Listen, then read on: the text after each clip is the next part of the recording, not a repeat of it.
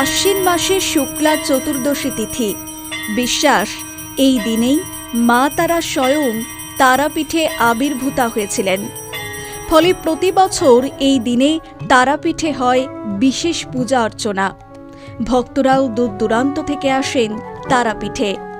আনন্দ উৎসবে মেতে ওঠেন সকলে। তবে এবছর আনন্দের মাত্রা বহু গুণ বেড়েছে, কারণ একই দিনে পড়ে গিয়েছে লক্ষ্মী পুজো। ফলে বুধবার তারাপীঠে বিপুল ভক্ত সমাগম হয়েছে। আসুন জেনে নেওয়া যাক মা তারার আবির্ভাব তিথির ইতিকথা। বহুকাল পূর্বের কথা, তখন দ্বারকা নদ এখনকার মতো শীর্ণকায় ছিল না। এই নদেই পালতোলা নৌকা ভাসিয়ে জয়দত্ত নামে এক বণিক বাণিজ্য সেরে ফিরছিলেন। কিন্তু কোনোভাবে সাপের কামড়েই তার পুত্রের মৃত্যু হয়েছিল। বণিক জয়দত্ত তার পুত্রের মৃতদেহ নিয়ে সেই নৌকা করেই ফিরছিলেন। পুত্রশোকে তিনি ব্যাকুল হয়ে পড়েন। পথে বর্তমান তারাপীঠ মহাশ্মশানের কাছেই এক জায়গায় নৌকা নোঙর করেন মাঝি মল্লারা। খাওয়া দাওয়ার আয়োজন করার জন্য তারা সেখানে ক্ষণিক বিশ্রাম নিয়েছিলেন। বণিকের সঙ্গে থাকা ভৃত্য এবং মাঝিরা শোল মাছ ধরে সেগুলি কেটে পাশেই পরিষ্কার জলের একটি পুকুরে ধুতে নিয়ে যান। কিন্তু ওই পুকুরের জলে টুকরো করে কাটা শোল মাছ জ্যান্ত হয়ে লাফিয়ে পুকুরের গভীরে চলে যায়।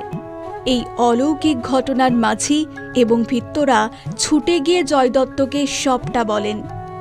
এই বর্ণনা শুনেই জয়দত্ত তার মৃত পুত্রকে নিয়ে ওই পুকুরে যান এবং তার গায়ে সেই পুকুরে জল ছিটিয়ে দিতেই জয়দত্তের মৃত পুত্র জীবিত হয়ে ওঠেন।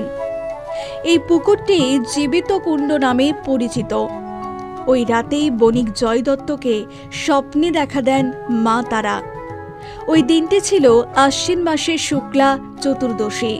তাই এই দিনটি তারাপীঠে মা তারার আবির্ভাব দিবস হিসাবে পালন করা হয়।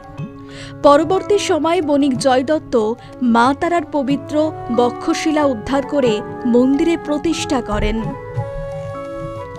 এবার একই দিনে পড়েছে লক্ষ্মী পুজো, তাই এবার তারা মাকে লক্ষ্মী রূপেও পুজো করা হবে।